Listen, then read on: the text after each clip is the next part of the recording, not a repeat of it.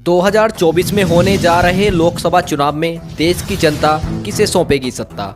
तो हम बता दें 2024 में होने जा रहे लोकसभा चुनाव में अब की बार किस पार्टी की बनेगी सरकार। लोगों के बीच से जो सर्वे निकल कर के आया है हम आपको विस्तार से बताएंगे। सबसे पहले हम आपको बता दें कि भारत में लोकसभा की कुल 543 सीटें हैं और किसी भी पार्टी को केंद्र में सरकार बनाने के लिए 272 सीटों को जीतने की आवश्यकता होती है। हम आपको इस ओपिनियन पोल में एक एक राज्य की कुल सीटों में से कौन सी पार्टी कितनी सीटें जीत रही है विस्तार से बताएंगे। अगर आप भी मानते हैं कि अब की बार केंद्र में बीजेपी का सोपड़ा साफ होने जा रहा है और विपक्ष का महागठबंधन इंडिया लोकसभा चुनाव में बम्पर जीत हासिल करने जा रहा है तो वीडियो को दिल से लाइक कर चैनल को सब्सक्राइब जरूर कर लें।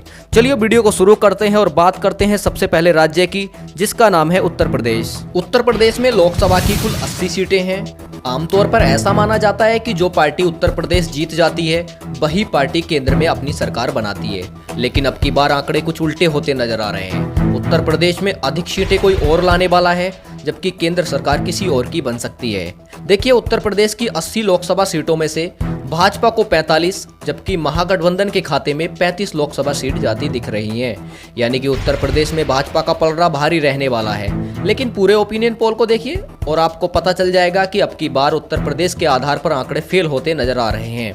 अगले राज्य आता है बिहार। बिहार में कुल 40 लोकसभा सीटें हैं। यहाँ पर भाजपा के खाते में 14 जबकि महागठबंधन के खाते में 26 लोकसभा सीट जाती दिख रही हैं। यानी कि बिहार में महागठबंधन को बहुत ही अधिक फायदा होने वाला है। चलिए, इसके बाद अगला राज्य आता है हरियाणा। हरियाणा में लोकसभा की कुल 10 सीटें हैं। यहाँ पर भाजपा के खाते में 4 जबकि महागठबंधन के खाते में 6 लोकसभा सीट जाती दिख रही हैं। यदि हम बात करें पंजाब की 13 लोकसभा सीटों में से भाजपा के खाता खुलने की कोई संभावना नहीं है, जबकि महागठबंधन के खाते में 5 और अन्य दलों के खाते में 8 लोकसभा सीट जाती दिख रही हैं। यानी कि पंजाब राज्य में भाजपा की लुटिया डूबती नजर आ रही है। यदि हम बात करें गोवा की 2 लोकसभा सीटों में भाजपा और महागठबंधन के बीच बहुत ही करीबी मामला देखने को मिल सकता है। गोवा की 2 लोकसभा सीटों में से भाजपा और महागठबंधन के खाते में 1-1 लोकसभा सीट जाती दिख रही है। चलिए, इसके बाद अगला राज्य आता है असम। असम में लोकसभा की कुल 14 सीटें हैं। यहाँ पर भाजपा के खाते में 9 जबकि महागठबंधन के खाते में 5 लोकसभा सीट जाती दिख रही हैं। यदि हम बात करें छत्तीसगढ़ की 11 लोकसभा सीटों में से भाजपा के खाते में 5 जबकि महागठबंधन के खाते में 6 लोकसभा सीट जाती दिख रही हैं। इसके बाद अगला राज्य आता है तमिलनाडु में लोकसभा की कुल 39 सीटें हैं। यहाँ पर भाजपा के खाते में 13 जबकि महागठबंधन यानी इंडिया के खाते में 26 लोकसभा सीट जाती दिख रही हैं। यदि हम बात करें केरल राज्य में लोकसभा की 20 सीटें हैं। यहाँ पर भी भाजपा के खाता खुलने की कोई संभावना नहीं है, जबकि महागठबंधन के खाते में 12 और अन्य दलों के खाते में 8 लोकसभा सीट जाती दिख रही हैं। यानी कि केरल राज्य में भी भाजपा की लुटिया डूबती नजर आ रही है। चलिए, अब हम बात कर लेते हैं तेलंगाना राज्य की। तेलंगाना राज्य में लोकसभा की कुल 17 सीटें हैं। तेलंगाना की 17 लोकसभा सीटों में से भाजपा के खाते में 4 जबकि महागठबंधन के खाते में 13 लोकसभा सीट जाती दिख रही हैं। यानी कि तेलंगाना राज्य में भी कांग्रेस का महागठबंधन का पलड़ा काफी भारी रहने वाला है। चलिए दोस्तों, इसके बाद अगला राज्य आता है मणिपुर में लोकसभा की कुल 2 सीटें हैं। दोस्तों, मणिपुर की 2 लोकसभा सीट महागठबंधन के खाते में जाती दिख रही हैं। यहाँ पर भी भाजपा के खाता खुलने की कोई संभावना नहीं है। यदि हम बात करें मध्य प्रदेश में लोकसभा की कुल 29 सीटें हैं। यहाँ भाजपा के खाते में 7 जबकि महागठबंधन के खाते में 22 लोकसभा सीट जाती दिख रही हैं। यानी कि मध्य प्रदेश राज्य में भी महागठबंधन का पलड़ा काफी भारी रहने वाला है। चलिए, इसके बाद अगला राज्य आता है त्रिपुरा में लोकसभा की कुल 2 सीटें हैं। त्रिपुरा की 2 लोकसभा सीटों के बीच भाजपा और महागठबंधन के बीच कड़ी टक्कर देखने को मिल सकती है। त्रिपुरा की 2 लोकसभा सीटों में से भाजपा और महागठबंधन के खाते में 1-1 लोकसभा सीट जाती दिख रही है। यदि दोस्तों हम बात करें जम्मू कश्मीर में कुल लोकसभा की 6 सीटें हैं। यहाँ पर भी भाजपा और महागठबंधन के बीच कड़ी टक्कर देखने को मिल सकती है। यानी कि जम्मू कश्मीर की 6 लोकसभा सीटों में से भाजपा और महागठबंधन के खाते में 3-3 लोकसभा सीट जाती दिख रही हैं। दोस्तों, इसके बाद अगला राज्य आता है मिजोरम में लोकसभा की कुल 1 सीट है और मिजोरम की एकमात्र लोकसभा सीट महागठबंधन के खाते में जाती दिख रही है। यदि हम बात करें मेघालय की 2 लोकसभा सीट कांग्रेस के महागठबंधन यानी इंडिया के खाते में जाती दिख रही हैं। दोस्तों, इसके बाद अगला राज्य आता है अरुणाचल प्रदेश में लोकसभा की कुल 2 सीटें हैं। यहाँ पर भाजपा के खाते में 1 और महागठबंधन के खाते में भी एक लोकसभा सीट जाती दिख रही है। यदि दोस्तों हम बात करें झारखंड की, झारखंड में लोकसभा की कुल 14 सीटें हैं।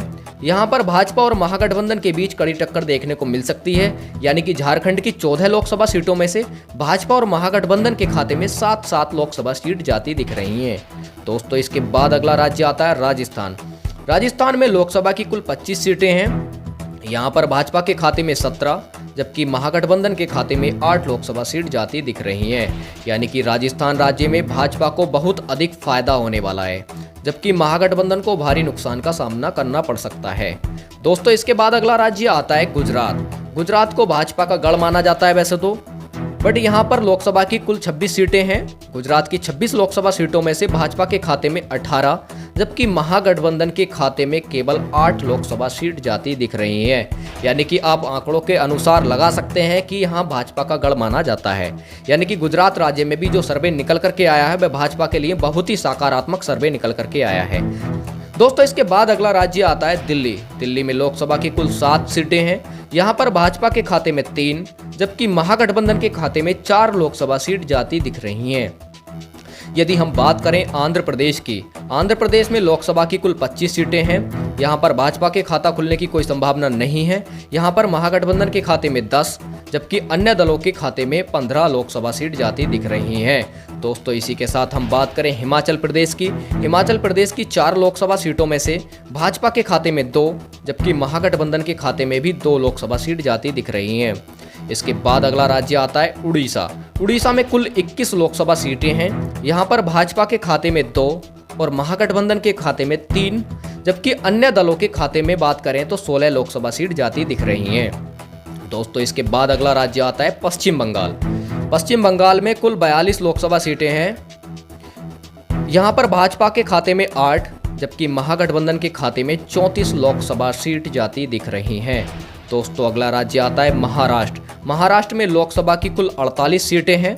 यहाँ पर भाजपा के खाते में 16, जबकि महागठबंधन के खाते में भाजपा की 2 गुनी सीटें यानी कि 32 लोकसभा सीट जाती दिख रही हैं। यानी कि महाराष्ट्र राज्य में भाजपा को भारी नुकसान का सामना करना पड़ सकता है, जबकि कांग्रेस के महागठबंधन को बहुत ही अधिक फायदा होने वाला है। दोस्तों इसके साथ ही यदि हम बात करें केंद्र शासित प्रदेशों की, केंद्र शासित प्रदेशों में लोकसभा की कुल 7 सीटें हैं।